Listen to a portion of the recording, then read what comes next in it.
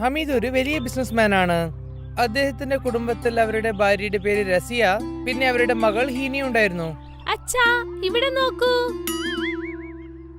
ആ എന്റെ മോളെ, ഇത്ര മനോഹരമായിട്ടുണ്ടല്ലോ ഈ ഡ്രോയിങ്. ഇത് നിങ്ങളാണ്, അത് അമ്മ, പിന്നെ അത് ഞാൻ, പിന്നെ ഇത് നമ്മുടെ വീട്. നമ്മുടെ വീടിന്റെ നിറം വെള്ളയല്ലേ, നീ എന്താ നീല കളറിൽ വരുന്നത്? അത് പിന്നെ അച്ഛാ, എനിക്ക് നീല കളർ ഒരുപാട് ഇഷ്ടമാണ്, അതുകൊണ്ടാണ് ഞാൻ വീട്ടിന് നീല കളർ നൽകിയത്. എന്റെ മകൾക്ക് നീല കളർ ഇഷ്ടമാണെങ്കിൽ നാളെ നമ്മുടെ വീടിന് നീല കളർ അടിക്കാം, ശരിയല്ലേ? നിങ്ങൾ എന്താ ഇത് കുട്ടി പറയുന്നതൊക്കെ അനുസരിക്കുന്നത്? ഇത് നോക്ക് റസിയ, നമ്മുടെ മകൾക്ക് നീല കളർ ഇഷ്ടമാണെങ്കിൽ നാളെ നമ്മുടെ വീടിന് നീല കളർ അടിച്ചേ പറ്റുള്ളൂ. നമുക്ക് ഇന്ന് തന്നെ പെയിന്റ് അടിക്കുന്നവരെ വിളിക്കാം. നിങ്ങൾ രണ്ടുപേരും ഞാൻ പറയുന്നത് ഒരിക്കലും കേൾക്കില്ല അല്ലേ? ഇതിനു മുകളിൽ നിങ്ങളുടെ ഇഷ്ടം, നിങ്ങൾ നീലയോ പച്ചയോ കളർ അടിച്ചോളൂ. റസിയക്ക് ഈ കൊച്ചു വാശി പിടിക്കുന്ന പോലെയാണ് വിചാരിച്ചത്. പക്ഷേ ഹമീദിന് തന്റെ കൊച്ചിന്റെ എല്ലാ ആഗ്രഹം ചെയ്ത് കൊടുക്കണം എന്നാണ് വിചാരിച്ചത്. ഹമീദ് വീട് മുഴുവനും നീല കളറിൽ പെയിന്റ് അടിച്ചു. ഇപ്പൊ എങ്ങനെയുണ്ട്? ഇതെനിക്ക് ഇഷ്ടമുള്ളത് പോലെയുണ്ട് അച്ഛാ. അതിനാണ് ഞാൻ വിചാരിച്ചത്. അച്ഛാ, നമ്മൾ പുറത്തേക്ക് പോയിട്ട് ഒരുപാട് ദിവസമായല്ലോ. എന്റെ എല്ലാ സുഹൃത്തുക്കളും അവരുടെ അച്ഛനും അമ്മയോടൊപ്പം ടൂർ പോകാറുണ്ട്. നിന്റെ ഈ ആഗ്രഹവും ഞാൻ വേഗം തന്നെ ഉണ്ടാക്കി തരാം. നമ്മൾ നാളെ തന്നെ എവിടെയെങ്കിലും പുറത്തേക്ക് പോവാം. അമ്മേ, റെഡി ആയിക്കോളൂ, നാളെ നമ്മൾ ചുറ്റാൻ പോകുന്നു. എവിടെ? പുറത്ത്. റസിയ കൊച്ചു വളരെ ആശപ്പെടുന്നുണ്ട്, അതുകൊണ്ട് നമുക്ക് നാളെ തന്നെ പോവാം. ശരി. അടുത്ത ദിവസം ഹമീദ് തന്റെ കുടുംബത്തോടെ കാറിൽ പോയിക്കൊണ്ടിരിക്കുകയായിരുന്നു. അവിടെ ഒരു അമ്യൂസ്മെന്റ് പാർക്ക് ഉണ്ടായിരുന്നു. അവിടെ ഹീന കളിച്ചുകൊണ്ടിരിക്കുകയായിരുന്നു. രാവിലെ തൊട്ട് വൈകുന്നേരം വരെ അവർ സന്തോഷത്തോടെ എൻജോയ് ചെയ്യായിരുന്നു. വൈകുന്നേരത്തിന് ശേഷം അവർ കുടുംബത്തോടെ കാറിൽ തിരിച്ചു പോയിക്കൊണ്ടിരിക്കുകയായിരുന്നു. രാത്രി നേരത്തിലാണ് അവർ പോയിക്കൊണ്ടിരുന്നത്. പെട്ടെന്ന് ഒരു ട്രക്ക് വന്നിട്ട് അവർ കാർ കൊണ്ട് ആക്സിഡന്റ് ആയി. ആ ആക്സിഡന്റിൽ തന്നെ ഹമീദിന് അപ്പൊ തന്നെ സ്പോട്ട് ഔട്ട് ആയിരുന്നു. റസിയും ഹീനിക്കും പരിക്ക് പറ്റിയിട്ടുണ്ടായിരുന്നു. അടുത്ത രാവിലെ പുലർച്ചയായതിനു ശേഷം അമിത് എവിടെയാണ്? അദ്ദേഹം ഇല്ല. പിന്നെ എന്റെ മോൾ ഹീന? അവർക്കും ചെറുതായിട്ട് പരിക്കേൽപ്പിട്ടുണ്ട്, പുറത്താണ് ഉള്ളത്.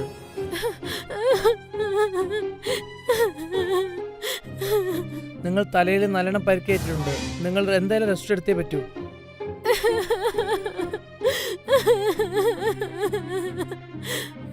ഇപ്പൊ ഈ ലോകത്ത് റസിയും ഹീനിക്കും വേറെ ആരുമില്ലായിരുന്നു. കുറച്ചു ദിവസം കഴിഞ്ഞിട്ട് ഹോസ്പിറ്റലിൽ നിന്ന് ഡിസ്ചാർജ് ആയ റസിയും ഹീനിയും വീട്ടിലേക്ക് തിരിച്ചു പോയിരുന്നു. അപ്പോഴവിടെ ഒരാൾ വന്ന് തടഞ്ഞു നിന്നു. നിങ്ങൾ ആരാ? ഞങ്ങളുടെ വീട്ടിനകത്തേക്ക് പോകാൻ നിങ്ങൾ എന്തുകൊണ്ടാ സമ്മതിക്കാത്തത്? മാഡം, ഈ പ്രോപ്പർട്ടി ബാങ്ക് ആണ് സീൽ ചെയ്തിരിക്കുന്നത്. അമിത് ഖുറേഷി ഈ വീടിന് വേണ്ടി ബാങ്കിൽ ലോൺ എടുത്തിട്ടുണ്ട്. അത് അടയ്ക്കുന്ന മുമ്പ് തന്നെ അദ്ദേഹം മരിച്ചും പോയി. ഇപ്പോൾ അദ്ദേഹത്തിന്റെ പ്രോപ്പർട്ടിയും പിന്നെ ഈ വീടൊക്കെ ബാങ്കിന്റെ അടുത്ത് പോയി. ഇപ്പോൾ റസിയും ഹീനിക്കും വീട് പോലെ താമസിക്കാൻ ഇല്ലാതെ അവര് അനാഥയായി നിൽക്കുകയായിരുന്നു. റസിയ കരഞ്ഞുകൊണ്ട് തന്നെ റോഡിലേക്ക് നടക്കുകയായിരുന്നു.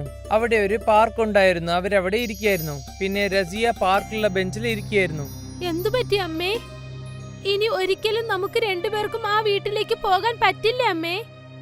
ആ വീട് നമ്മുടെ സ്വന്തമല്ല ഹീന. പക്ഷെ എന്തുകൊണ്ടാ? അതെല്ലാം തന്നെ നിങ്ങളുടെ അച്ഛന് മാത്രമേ അറിയാവൂ. നമ്മൾ ഇപ്പോൾ എവിടെയാ താമസിക്കുക? എനിക്കറിയില്ല. റസിയ കരയാൻ തുടങ്ങിയപ്പോൾ അതിന്റെ അടുത്ത് ഒരു അമ്മ ഇതൊക്കെ കേട്ടുകൊണ്ടിരിക്കുകയായിരുന്നു. അവരായിരുന്നു റുക്സാന. അവർ റസിയയുടെ സുഹൃത്തായിരുന്നു. റുക്സാന റസിയന്റെ അടുത്ത് ചെന്നു. റസിയ, നീ എന്തിനാണ് ഇങ്ങനെ കരഞ്ഞുകൊണ്ടിരിക്കുന്നത്? റുക്സാന. റസിയ കരഞ്ഞുകൊണ്ട് തന്നെ അവർക്ക് നടന്ന എല്ലാ കാര്യങ്ങളും റുക്സാന എടുത്ത് പറഞ്ഞു. എന്റെ ദൈവമേ, ഇത്രയും ദിവസം ആ ദൈവം എന്നെയാണ് കൂടുതൽ കഷ്ടപ്പെടുത്തുന്നെന്ന് കരുതി. പക്ഷെ നീ എന്നെക്കാളും കൂടുതൽ കഷ്ടപ്പെടുന്നുണ്ട്. എന്റെ ഭർത്താവ് എന്നെ വിട്ടിട്ട് വേറെ ആരോടൊപ്പം ഓടിപ്പോയിരിക്കുന്നു. പക്ഷെ നിന്നോടൊപ്പം നിന്റെ മകൾ ഹീനയുണ്ടല്ലോ. ഇപ്പോൾ ഞാൻ എന്ത് ചെയ്യണമെന്ന് ഒന്നും തന്നെ മനസ്സിലാകുന്നില്ല. ഞാൻ എവിടെ താമസിക്കും? റസിയ, നീ എന്റെ വീട്ടിൽ വന്ന് താമസിക്കാം. നന്ദിയുണ്ട്, എനിക്ക് വളരെ വളരെ നന്ദിയുണ്ട് റുക്സാന. ഞാൻ നിന്നെ സഹായിക്കുന്നതിൽ എനിക്ക് ഒരുപാട് സന്തോഷമുണ്ട്. ഞാൻ ഇവിടെ തൊട്ടടുത്തുള്ള ഒരു കുടിലാണ് താമസിക്കുന്നത്. ഈ പാർക്കിൽ വന്ന് കബാബ് വിറ്റുകൊണ്ടിരിക്കും. എന്നോടൊപ്പം വരൂ. റുക്സാന റസിയയും ഹീനയും അവരുടെ വീട്ടിലേക്ക് കൊണ്ടുപോയി. ഈ വീട്ടിൽ ഒരേ ഒരു റൂമേ ഉള്ളൂ. സന്തോഷം. റുക്സാന അവര് രണ്ടുപേർക്കും ഭക്ഷണം വിളമ്പി കൊടുത്തു. അതിനുശേഷം അമ്മയും മോളും ഭക്ഷണം കഴിച്ചുകൊണ്ടിരിക്കുകയായിരുന്നു. പിന്നെ അവർ അതേ മുറിയിൽ തന്നെ കിടന്നും ഉറങ്ങി. രാവിലെ ആയതിനു ശേഷം റുക്സാന കബാബ് ഉണ്ടാക്കുന്ന പണിയും തുടങ്ങിക്കഴിഞ്ഞു. എന്നെയും എണീപ്പിക്കാമായിരുന്നില്ലേ? നീ നന്നായിട്ട് ഉറങ്ങുകയായിരുന്നു. നിന്നെ ഡിസ്റ്റർബ് ചെയ്യാൻ മനസ്സ് വന്നില്ല എനിക്ക്. നീ എനിക്ക് വേണ്ടി എത്ര വലിയ ഉപകാരമാ ചെയ്തത്. അതിനു പകരം ഞാൻ ഈ ഒരു ചെറിയ ഉപകാരം പോലും തിരിച്ചു ചെയ്യില്ലേ? അതിനുശേഷം റസിയ റുക്സാനയോട് ചേർന്ന് കബാബ് ഉണ്ടാക്കാനും തുടങ്ങി. നീ വളരെ നന്നായിട്ട് കബാബ് ചെയ്യുന്നല്ലോ. ഹീനയുടെ അച്ഛനും ഇത് തന്നെയാണ് പറയുന്നത്. ഞാൻ ചെയ്യുന്ന കബാബ് അദ്ദേഹത്തിന് ഒരുപാട് ഇഷ്ടമാണ്. റസിയ, നീ വീണ്ടും വീണ്ടും അത് ആലോചിച്ച് വിഷമിക്കേണ്ട. ഹീനയുടെ അച്ഛൻ എപ്പോഴും നിന്നോടൊപ്പം കാണും. കബാബ് തയ്യാറാക്കിയതിനു ശേഷം റുക്സാന അത് വിൽക്കാൻ വേണ്ടി പാർക്കിനടുത്ത് നിൽക്കുകയായിരുന്നു. ആന്റി, ഒരു കബാബ് പാവ് തരൂ. ഇതാ മോനെ, 30 രൂപ. ആ ചെറിയ ചെക്കൻ ആ കബാബ് പെട്ടെന്ന് കഴിച്ചു. ആന്റി, എനിക്ക് ഇന്നൊരു പീസും വേണം. അവൻ വീണ്ടും ഇന്നൊരു പീസും കഴിച്ചു കഴിഞ്ഞു. ഇന്നൊന്നും വേണം. എന്ത് രസം അറിയോ ഈ കബാബ് കഴിക്കാൻ? ഈ ചെക്കൻ പറഞ്ഞതിന് ശേഷം റുക്സാനയും ഒരു കബാബ് കഴിച്ചു നോക്കി. യഥാർത്ഥത്തിൽ റസിയ കബാബ് വളരെ നന്നായി ചെയ്തിട്ടുണ്ട്. അതിനുശേഷം റുക്സാന ഉണ്ടാക്കിയിരുന്ന എല്ലാ കബാബും വേഗം വിറ്റ് കഴിഞ്ഞു. അല്ല റസിയ, ഞാൻ കൊണ്ടുപോയി എല്ലാ കബാബും തീർന്നുപോയി. നിന്റെ കയ്യിൽ മാന്ത്രികതയുണ്ട്. കഴിച്ചവരൊക്കെ ഇനിയൊന്ന് വേണം ഇനിയൊന്ന് വേണമെന്ന് ചോദിച്ചു.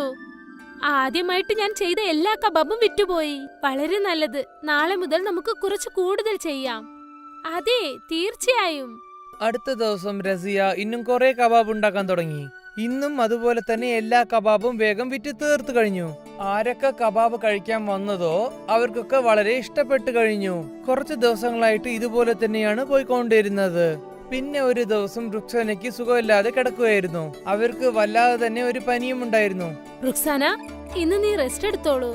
പക്ഷെ ഇന്ന് കബാബൊക്കെ ആര് വിൽക്കും? ഞാൻ. ഹീന, നീ ആന്റിയെ നന്നായിട്ട് നോക്കിക്കോ. ശരി അമ്മേ. പക്ഷെ നിന്നെ കൊണ്ടത് ചെയ്യാൻ പറ്റുമോ? നീ വിൽക്കുന്നത് പോലെ ഞാനും വിൽക്കാം. നീ വിഷമിക്കേണ്ട, ഞാൻ നോക്കിക്കൊള്ളാം. റസിയയും പാർക്കിന്റെ പുറത്ത് നിന്നിട്ട് കബാബ് വിൽക്കാൻ തുടങ്ങി. വന്ന എല്ലാ കസ്റ്റമേഴ്സും 1-2 കബാബാണ് വാങ്ങി കഴിച്ചത്. പിന്നെ ഒരു വ്യക്തി റസിയന്റെ അടുത്ത് വന്ന് നിന്നു. ചേച്ചി, ഈ കബാബിന്റെ മാവ് നിങ്ങൾ എവിടുന്നാ വാങ്ങിച്ചത്? ഇത് ഞങ്ങൾ എവിടെന്ന് വാങ്ങിയതല്ല, ഞങ്ങൾ തന്നെ ഇത് ചെയ്തതാണ്. ഇത്രയും രുചിയുള്ള കബാബ് എന്റെ ജീവിതത്തിൽ ഞാൻ കഴിച്ചിട്ട് പോലുമില്ല. എന്റെ പേര് സുശാന്താണ്. ഞാൻ ഒരു ഈവന്റ് കമ്പനിയിൽ വർക്ക് ചെയ്യാണ്. നിങ്ങൾ കൊണ്ട് ഞങ്ങളുടെ ഈവന്റ്സ് ഒക്കെ ഇതുപോലെ കബാബ് ഉണ്ടാക്കാൻ പറ്റുമോ? അതെ, തീർച്ചയായും. സുശാന്ത് റസിയയ്ക്ക് ഒരു കാർഡ് നൽകി. എനിക്ക് നിങ്ങൾ നാളെ രാവിലെ ഫോൺ ചെയ്താൽ ഞാൻ നിങ്ങൾക്ക് ദിവസവും ഓർഡർ തരും. പിന്നെ ഞങ്ങളുടെ ആൾക്കാരെ നിങ്ങളുടെ വീട്ടിൽ തന്നെ വന്നിട്ട് കബാബ് വാങ്ങിയിട്ട് കാശും തരും. ശരി. ഇത് കേട്ട ഉടനെ റസിയ വല്ലാതെ സന്തോഷത്തിലായിരുന്നു. രാത്രി അവൾ വീട്ടിൽ പോയതിനു ശേഷം റുക്സാനയും ഹീനടുത്ത് ഈ കഥകളൊക്കെ പറഞ്ഞു കഴിഞ്ഞു. നീ പറഞ്ഞത് വളരെ നല്ല കാര്യമാണ് റസിയ. അടുത്ത ദിവസം റസിയ സുശാന്തിനെ വിളിച്ചപ്പോൾ തന്നെ സുശാന്ത് 1000 കബാബ് ഉണ്ടാക്കാൻ ഓർഡർ കൊടുത്തിട്ടുണ്ടായിരുന്നു. റസിയ, റുക്സാന, ഹീന എല്ലാവരും ചേർന്ന് കബാബ് ഉണ്ടാക്കിയതിനു ശേഷം അവർ കബാബ് വാങ്ങിയിട്ട് അവർക്ക് കാശും നൽകി. ഈ കച്ചവടം അവർക്ക് നന്നായിട്ട് പോയി. സുശാന്ത് ദിവസവും റസിയയ്ക്ക് ഓർഡർ കൊടുക്കുകയായിരുന്നു. റസിയയും റുക്സാനയ്ക്ക് വരുമാനം അധികമായി തുടങ്ങി. അവർ ചേർന്നിട്ട് ഒരു നല്ലൊരു വീടും കെട്ടിക്കഴിഞ്ഞു. ഹീന സ്കൂളിലേക്കും പോവാൻ തുടങ്ങി. റസിയയും റുക്സാനയും ഇതുപോലെ കുറെ പെണ്ണുങ്ങളെ വെച്ചിട്ട് അവർ ജോലി ചെയ്യാൻ തുടങ്ങി. ഇങ്ങനെയാണ് ഇവരുടെ ഈ കബാബ് പാവ് ഇവരുടെ 3 പേരുടെ ജീവിതവും മാറ്റിക്കഴിഞ്ഞു. മഹാരാഷ്ട്രയിലെ ഒരു ഗ്രാമത്തിലായിരുന്നു മീനുവിന്റെയും രാജുവിന്റെയും വീട്. അവരുടെ അച്ഛനും അമ്മയും ചെറുപ്പത്തിലേ മരിച്ചുപോയിരുന്നു. അതുകൊണ്ട് അമ്മൂമ്മയാണ് അവരെ വളർത്തിയത്. ദരിദ്രരായതുകൊണ്ട് അവരുടെ വീട്ടിൽ ഗ്യാസ് സിലിണ്ടർ ഇല്ലായിരുന്നു. 3 പേരും രാവിലെ തന്നെ കാട്ടിൽ പോയി വിറക് ശേഖരിക്കുമായിരുന്നു. മീനു, നീ ഇതുവരെ എത്ര വിറക് ശേഖരിച്ചു? ഞാൻ 15 വിറകുകൾ ശേഖരിച്ചു. ബുദ്ധൂസ്, നിനക്കാണെങ്കിൽ 10 എണ്ണല്ലേ കിട്ടിയുള്ളൂ. അമ്മൂമ്മ ഇവള് നുണ പറയുക. ഇവൾ 10 കഷ്ണമേ കൂട്ടിയിട്ടിട്ടുള്ളൂ. എന്നിട്ട് എന്റെ 5 വിറകുകൾ കട്ടെടുത്തതാ. നിങ്ങൾ ഇങ്ങനെ വഴക്കിടാതിരിക്കൂ. രണ്ടാളും ഇങ്ങനെ മത്സരിച്ചുകൊണ്ടിരിക്കുന്നത് എന്തിനാ? അവനവന്റെ ജോലിയിൽ ശ്രദ്ധിക്ക്, അതിൽ സന്തോഷം കണ്ടെത്ത്. ഒരു ദിവസം രാജുവും മീനുവും അമ്മൂമ്മയും വിറക് കഷ്ണങ്ങൾ ശേഖരിക്കുകയായിരുന്നു. അപ്പോൾ അവർക്ക് ആരോ കരയുന്ന ശബ്ദം കേൾക്കാനിടയായി. ഈ ശബ്ദം ആ തടാകത്തിൽ നിന്നാണല്ലോ വരുന്നത്. പോയി നോക്കിക്കളയാം. ഏതെങ്കിലും ക്രൂര മൃഗങ്ങളാണെങ്കിലോ? മോളെ, കരയുന്നവരെ നമ്മൾ സഹായിക്കുകയാണ് വേണ്ടത്. ഒന്നുമില്ലെങ്കിലും നമുക്ക് അവിടെ വരെ ഒന്ന് പോയി നോക്കുകയെങ്കിലും ചെയ്യാം. ആരാ കരയുന്നെന്ന് നോക്കാലോ. 3 പേരും തടാകക്കരയിലേക്കെത്തി. മരത്തിനു പുറകിൽ മറിഞ്ഞിരുന്ന് അവർ നോക്കി നിന്നു. ഒരു രാക്ഷസൻ തടാകക്കരയിൽ കിടക്കുന്നതും കരയുന്നതും അവർ കണ്ടു. ഓ, ഇതേതോ ഭീകരനായ രാക്ഷസനാണെന്ന് തോന്നുന്നു. നമുക്ക് അവന്റെ അടുത്തേക്ക് പോകണോ? ആദ്യം ഞാൻ പോയി നോക്കിയിട്ട് വരാം. നിങ്ങൾ ഇവിടെ തന്നെ നിന്നാൽ മതി. അമ്മൂമ്മ രാക്ഷസന്റെ അടുത്തേക്ക് പോയി. അപ്പോ അവർ കണ്ടത് രാക്ഷസന്റെ ദേഹമാസകലം പരിക്കേറ്റി കിടക്കുന്നതാണ്. രാക്ഷസന് കല്ലേറേറ്റതുപോലെയായിരുന്നു കിടന്നിരുന്നത്. നീ ആരാണ്? എന്താ നീ ഇവിടെ ചെയ്യുന്നത്? അമ്മേ, ഞാൻ സമുദ്രത്തിലെ ഒരു ദ്വീപിൽ നിന്നാണ് വരുന്നത്. അങ്ങനെയെങ്കിൽ നീ ഇവിടെ എങ്ങനെ എത്തി? ഞാൻ മാംസം കഴിക്കാറില്ല. അതുകൊണ്ട് എന്റെ വർഗത്തിലുള്ളവർ അവരുടെ കൂട്ടത്തിൽ നിന്ന് എന്നെ പുറത്താക്കി. ഞാൻ മഹാരാഷ്ട്രയിലെത്തിയപ്പോൾ ആളുകൾ എന്റെ മുഖവും രൂപവും ഒക്കെ കണ്ട് പേടിച്ചു. അവരാണ് എന്നെ കല്ലെറിഞ്ഞത്. ഞാൻ ഓടി ഓടി ഇവിടെ വരെ എത്തി. രാജു, മീനു, മരത്തിന്റെ പുറകിൽ നിന്നും പുറത്തേക്ക് വാ. ഇത് ദുഷ്ടനായ രാക്ഷസനല്ല. രാജുവും മീനുവും അമ്മൂമ്മയും ചേർന്ന് രാക്ഷസന്റെ മുറിവുകൾ കഴുകി. കഴിക്കാനായി ഫലങ്ങൾ കൊടുത്തു. ഈ ഫലങ്ങൾ ഞങ്ങൾ ഈ കാട്ടിൽ നിന്ന് തന്നെ പറിച്ചതാ. നീ നോക്കുകയാണെങ്കിൽ നിനക്കും ഇവിടുന്ന് മാങ്ങയും ഞാവൽപ്പഴങ്ങളും അമൃതും ഒക്കെ കിട്ടും. പിന്നീട് രാമുവും അമ്മൂമ്മയും മീനുവും എപ്പോഴെല്ലാം കാട്ടിൽ പോകുന്നുണ്ടോ അപ്പോഴെല്ലാം രാക്ഷസനെ കാണാറുണ്ടായിരുന്നു. പക്ഷേ ഒരു ദിവസം ഒരു പോലീസുകാരൻ അവരെ 3 പേരെയും തടഞ്ഞു. ഞാൻ പറയുന്നത് കേൾക്കൂ. നാളെ മുതൽ കാട്ടിൽ പോകരുത്. സർക്കാർ കാട്ടിൽ ചെന്നുള്ള മരം വെട്ടൽ നിരോധിച്ചിരിക്കുകയാണ്. താങ്കൾ തെറ്റിദ്ധരിച്ചിരിക്കുകയാണ് സർ. ഞങ്ങള് മരം വെട്ടുകാരൊന്നുമല്ല. വെറുതെ നിലത്ത് കിടക്കുന്ന വിറക് കഷണങ്ങൾ ശേഖരിക്കുകയേ ഉള്ളൂ. ദേ അമ്മൂമ്മേ, ഞങ്ങളെ പൊട്ടന്മാരാക്കരുത്. ഒരു പ്രാവശ്യം ഞാൻ കേറണ്ടെന്ന് പറഞ്ഞാ കേറണ്ട. അങ്ങനെ അവരുടെ കാട്ടിലേക്കുള്ള യാത്ര തടയപ്പെട്ടു. വിറക് കിട്ടാനില്ലാത്തത് കാരണം രാജുവിന്റെയും മീനയുടെയും വീട്ടിൽ പലപ്പോഴും അടുപ്പ് പുകയാതെയായി. പഴങ്ങളും കിട്ടാതെയായി. അമ്മൂമ്മ പരിചയക്കാരുടെ കടയിൽ നിന്നും അവർക്ക് വേണ്ട സാധനങ്ങൾ കടം വാങ്ങി തുടങ്ങി. അങ്ങനെ അത് വീട്ടിലേക്ക് കൊണ്ടുവന്നു. ഇതാ മക്കളെ, ഇത് ബിസ്ക്കറ്റാ. ഉപ്പുള്ളതാണ്, എങ്കിലും കഴിച്ചോളൂ. എനിക്കറിയില്ല ഇനി എന്ന് നമ്മുടെ വീട്ടിൽ അടുപ്പ് പുകയുമെന്ന്. കുറച്ചു ദിവസങ്ങൾക്ക് ശേഷം അമ്മൂമ്മ കടയിൽ സാധനങ്ങൾ വാങ്ങാൻ ചെന്നു. കടക്കാരൻ അപ്പോൾ കടം കൊടുക്കാൻ വിസമ്മതിച്ചു. ഇതിനു മുന്നേ വാങ്ങിയ സാധനങ്ങളുടെ പണമൊന്നും തരാതെ പിന്നെയും സാധനങ്ങൾ വാങ്ങാൻ വന്നിരിക്കുന്നോ? കടം മേടിക്കുന്നതിനൊക്കെ ഒരു പരിധിയില്ല എന്റെ അമ്മൂമ്മേ. ഒരു കാര്യം ചെയ്യ്, കുട്ടികളെയും കൂട്ടി മുംബൈക്ക് പൊക്കോ. എന്തെങ്കിലുമൊക്കെ ജോലി കിട്ടാതിരിക്കില്ല. മുത്തശ്ശി വീട്ടിലേക്കെത്തി എല്ലാ കാര്യങ്ങളും രാജുവിനോടും മീനുവിനോടും പറഞ്ഞു. എന്താ മക്കളെ, നമുക്ക് മുംബൈക്ക് പോയാലോ? ആ മുമ്മേ, നമുക്ക് പോവാം. മുംബൈ കാണാനെന്ന് ഓർക്കുമ്പോ എക്സൈറ്റഡാ ഞാൻ. പക്ഷെ അമ്മൂമ്മേ, നമുക്ക് അങ്ങോട്ട് പോകാനായിട്ട് ധാരാളം പണം വേണ്ടേ? നിങ്ങളുടെ മുത്തശ്ശന്റെ ഓർമ്മയാണ് ഈ താലി. ഈ താലി എന്നും എന്റെ കൂടെ ഉണ്ടാകണമെന്നായിരുന്നു ആഗ്രഹം. എങ്കിലും ഇത് പണയം വെച്ചോ വിറ്റോ എങ്ങനെയെങ്കിലും കുറച്ച് കാശുണ്ടാക്കാം. രാജുവും മീനുവും മുത്തശ്ശിയും മുംബൈക്ക് പോയി. എന്നാൽ അവർക്ക് അവിടെ എന്ത് കച്ചവടം ചെയ്യണമെന്നൊന്നും അറിയില്ലായിരുന്നു. അമ്മൂമ്മ, മുംബൈയിൽ വടാപ്പാവിന്റെ കച്ചവടം വളരെ പ്രശസ്തമാണ്. നമുക്ക് വടാപ്പാവിന്റെ കച്ചവടം തുടങ്ങിയാലോ? പിന്നെ വടാപ്പാവ് എല്ലായിടത്തും ഉണ്ടാവും. വെറുതെ അത് ചെയ്തിട്ട് ഒരു കാര്യമില്ല. എന്നാ നമുക്ക് സമൂസയും ബ്രെഡ് പക്കോട ഉണ്ടാക്കാം. വേണ്ട, ചൗമീനും ദോശയും മതി. ചൗമീൻ ഉണ്ടാക്കാൻ കാരണം ഈ പരിസരത്തെങ്ങും ചൗമീന്റെ കടയെങ്ങും കാണുന്നില്ല. എന്നാൽ അപ്പോൾ കാട്ടിൽ രാക്ഷസന് വേവലാതിയായി. കാട്ടിലേക്ക് രാജുവിനെയും മീനുവിനെയും കാണാതായിട്ട് ദിവസങ്ങളായിരുന്നു. എന്താ പറ്റിയതെന്നറിയില്ല. രാജുവും മീനുവും അമ്മൂമ്മയും എന്നെ കാണാൻ വരാത്തത് എന്തുകൊണ്ടാ? എന്നെ പേടിച്ചിട്ടാകുമോ? അതോ എന്നോടെന്തെങ്കിലും വഴക്കുണ്ടായിരിക്കുമോ? എന്തായാലും ഞാൻ ഒരു തവണയെങ്കിലും അവരെ പോയി കണ്ടേ തീരൂ. ഒരു ദിവസം രാക്ഷസൻ കാട്ടിൽ നിന്നും പുറത്ത് നാട്ടിലേക്ക് വരാൻ ശ്രമിച്ചു. എന്നാൽ അവൻ പോലീസിന്റെ കണ്ണിൽ പെട്ടു. രാക്ഷസന്റെ പിന്നാലെ തോക്കും കൊണ്ട് അയാൾ പാഞ്ഞു. രാക്ഷസൻ ഓടി കുളത്തിൽ ചാടി. എന്നിട്ട് വെള്ളത്തിൽ മറിഞ്ഞു കിടന്നു. അങ്ങനെ ഇത്തവണ അയാൾ രക്ഷപ്പെട്ടു. പോലീസുകാരൻ അവിടുന്ന് പോയതും രാക്ഷസൻ പുറത്തേക്ക് വന്നു. എനിക്കെന്തെങ്കിലും സംഭവിച്ചാലും രാജുവിനെയും മീനുവിനെയും അമ്മൂമ്മയെയും കണ്ടേ മതിയാകും. അവരെന്തെങ്കിലും പ്രശ്നത്തിൽ പെട്ടിരിക്കുമോന്നറിയില്ലല്ലോ. അവര് 3 പേരും വലിയൊരു പ്രശ്നത്തിൽ തന്നെയായിരുന്നു. കാരണം അവരുടെ ചൗമീന്റെ കച്ചവടം ആകെ കുഴപ്പത്തിലായിരുന്നു. അവരുടെ കടയുടെ അടുത്ത് വേറെ 2 പേർ കൂടി ആ കച്ചവടം തന്നെ തുടങ്ങി. രാജു, നീ നാട്ടിലേക്ക് പോയിക്കോ. എന്നിട്ട് ജമീന്ദാറിന്റെ കൃഷിയിടത്തിൽ എന്തെങ്കിലും ജോലി ചെയ്യാൻ നോക്ക്. ഇവിടെ മുംബൈയിൽ നമ്മുടെ 3 ആളുടെയും ചെലവിനുള്ളത് കിട്ടുന്നേയില്ല. എന്തായാലും ഞങ്ങൾക്ക് 2 ആൾക്കുള്ള വക എങ്ങനെയെങ്കിലും ഉണ്ടാക്കാം. രാജു നാട്ടിലേക്ക് തിരിച്ചെത്തി. രാക്ഷസൻ മാമയെ കണ്ടിട്ടിപ്പോ കുറെ നാളായിട്ടുണ്ടല്ലോ. എന്തായാലും അദ്ദേഹത്തെ കണ്ട് ഞങ്ങളുടെ സങ്കടങ്ങൾ പറയുക തന്നെ വേണം. ഒരു ദിവസം രാത്രിയിൽ മരങ്ങൾക്കിടയിൽ അവൻ ഒളിച്ചിരുന്നു. കാട്ടിലേക്കുള്ള ചെക്ക് പോസ്റ്റിനടുത്ത് അവിടുത്തെ പോലീസുകാർ ഉറങ്ങുന്നത് നോക്കി കാത്തിരുന്നു.